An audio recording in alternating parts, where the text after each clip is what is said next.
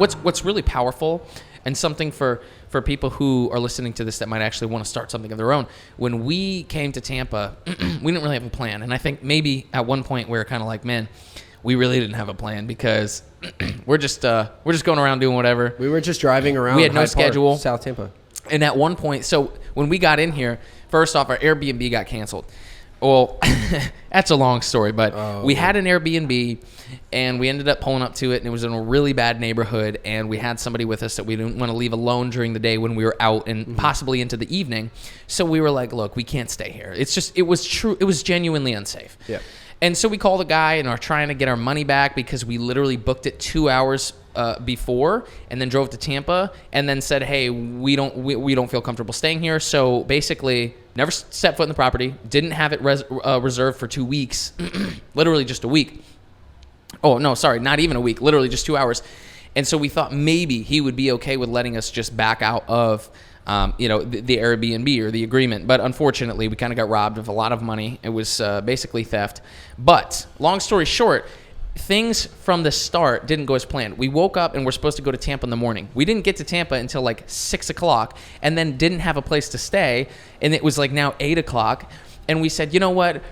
We are already out here. Let's just drive around Hyde Park area, other areas, and see what we can find because we're here. This has been a total disaster. Let's just do it.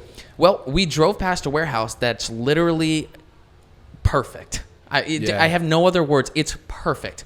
The location, the size, the ability to expand, the plot of land, the parking, the structure, the shape, the bay doors. It's absolutely a perfect property.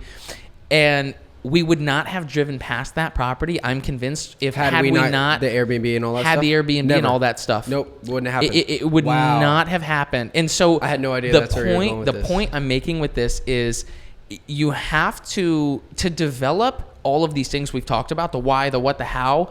You got to immerse yourself in the business as if you're building it. A lot of people, I think, don't fully go into trying to make it grow because they're like, well, I got to figure out these things first. Yeah, I got to have these and things it's figured like, out well, the minute you just go in and treat it as if you're building it and it's happening, things do start to happen. So to define the how and actually start to piece together the first hybrid headquarters, I now literally have a picture in my head because of this warehouse. Yeah, for sure. Because we drove to this warehouse, I can see it. Yeah, no, I can see it very clearly. Me and too. up until that point, I had a bunch of different ideas and images. Yep. But now We know I literally exactly I what we have want. one, and that's what it's going to be.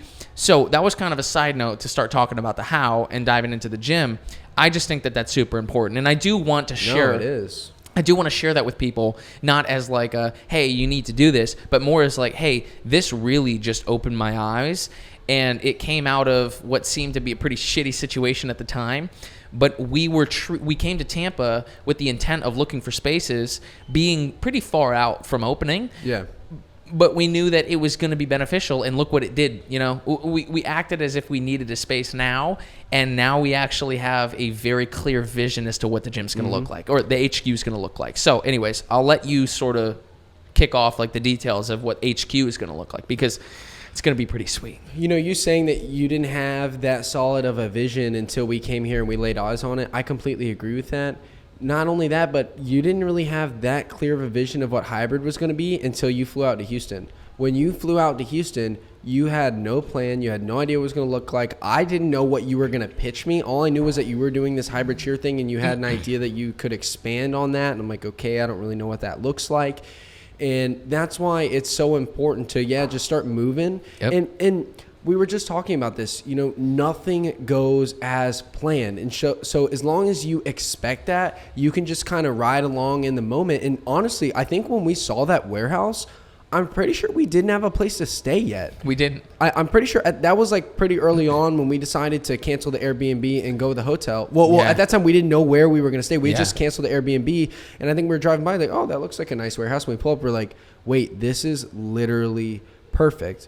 And so what we imagined the first hybrid HQ having is the two things that come to mind. Well, the three main things that come to mind is the fitness aspect of it. We want to have a gym that's going to be mainly free weight based, but there'll be some cables and stuff as we've talked about. And maybe we'll pull in some other machines that are basically necessary, but we're going to try to limit the amount of machines we have because they're really not that necessary. Right.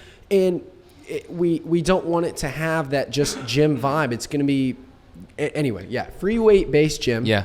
The second component is coffee. Yeah. We both love coffee, and I hope I didn't talk about this on the last podcast, but I realized that on initial opening, we are 100% going to sell coffee there. Yeah, I don't think you talked about this because that was a newer development as we started talking about how we would do it. Yeah. And then it kind of turned into, so the minute we open, day one, there's going to be a coffee element. As before, we were talking about implementing a coffee element at some point in time. And I think we kind of cleared up that conversation in talking about how we would do it. Yeah. And then I think you were like, wait, we can do that immediately. And I was like, yeah, we can do it. And now it's part of the plan on day one, doors open. Yeah. So it's going to be really interesting. That part of the how and that part of Hybrid HQ is going to be really interesting because how do you have a cafe where people want to come and meet and talk over coffee, but in the same sort of space also have people working out? Right. How do you separate the two? How do you put enough separation,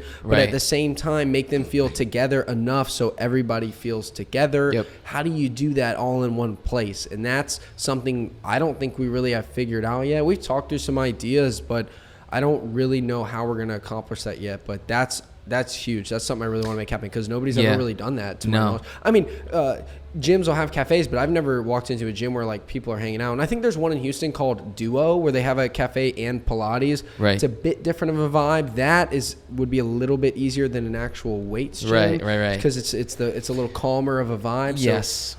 And one of the really interesting parts of the HQ is going to be this right here, the podcast, because you and I so far have done. There's three. That was the third one. Well, I forgot to mention that. So there you go. So third piece podcast. I think there's probably a couple more.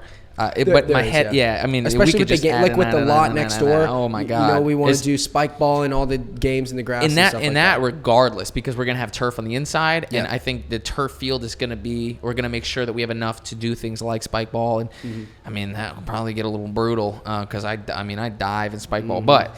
It happens no matter where you are. So I think an interesting part of the gym HQ is going to be the podcast because as we have the podcast, we've talked about this now. We're talking about having like a cafe with creative office space over the cafe, something like that to where we have the podcast studio and we have that's where we work also because, we have to keep in mind and people have to remember we're running a business and I run multiple. So we have to have a space where we can work because at the end of the day, we got to work and we have to make sure that we're doing things and that requires, space to do it. So we're going to have some office space up there. We're going to have the podcast space.